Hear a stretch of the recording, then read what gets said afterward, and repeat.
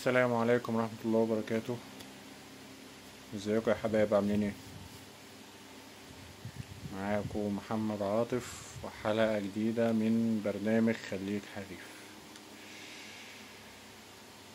انتهت مباراة منتخب المصري ومنتخب فرنسا الأولمبي بفوز منتخب فرنسا بنتيجة 3-1 بعد ما كنا متقدمين بهدف محمود صابر في الشوط التاني. قدر ماتيدا اللاعب الخبرة انه يحرز التعادل في الدقيقة 83، ونفس اللاعب في الشوط الاضافي الاول قدر ان هو يحرز الهدف التاني، والهدف التالت طبعا جه في الشوط الاضافي التاني زي ما احنا كلنا تابعنا وشفنا. ما اقدرش اقول حاجة للمنتخب المصري غير شكرا، عملت اللي عليكم وزيادة.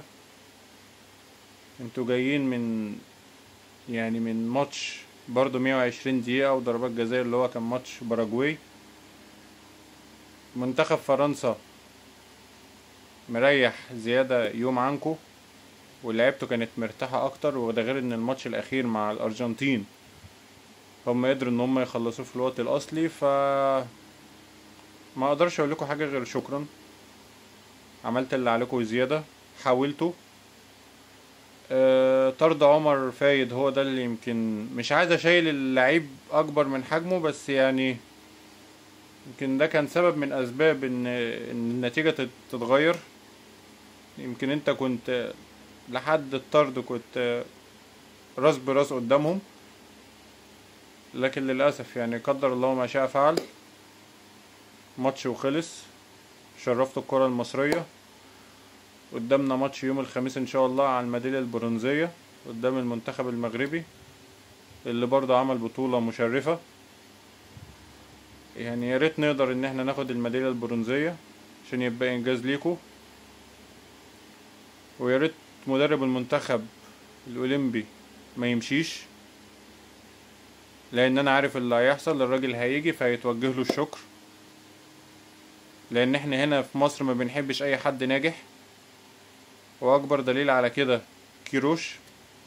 هتقولي ما هو كيروش ما نجحش، لا هقول لك لا نجح. الراجل ده الوحيد اللي كان فاهم عقلية اللاعب المصري. ميكالي برضو فاهم عقلية اللاعب المصري وفاهم امكانيات اللاعب اللي معاه، فيا ريت الراجل ده ما يمشيش، ويا ريت المنتخب ده نبني عليه. ومش عارف يعني هو ما فيش حاجات كتير في الماتش الواحد يتكلم فيها. الواحد مش محبط والله، بالعكس يعني الواحد فخور باللعيبة دي.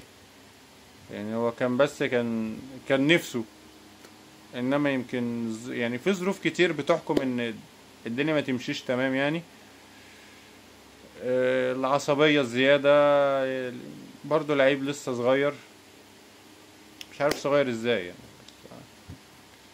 بس يعني ما عندوش الخبرات اللي تسمح له ان هو يتعامل مع مواقف معينة. منتخب فرنسا اللاعب رقم 11 اللي هو اويند ده برضو كان سبب من اسباب تغيير الماتش بالكامل. لاعب مهاري وسريع، يعني يمكن محدش كان قادر يوقفه. يعني هو كان بيلعب في الناحية اليمين بتاعتنا اللي هي الشمال بتاعت منتخب فرنسا، كان لاعب صعب ان هو يقف، وكمان مساهم في الهدف الثالث. شكرا لكل الرجالة اللي كانت بتلعب النهاردة بالاحتياطي.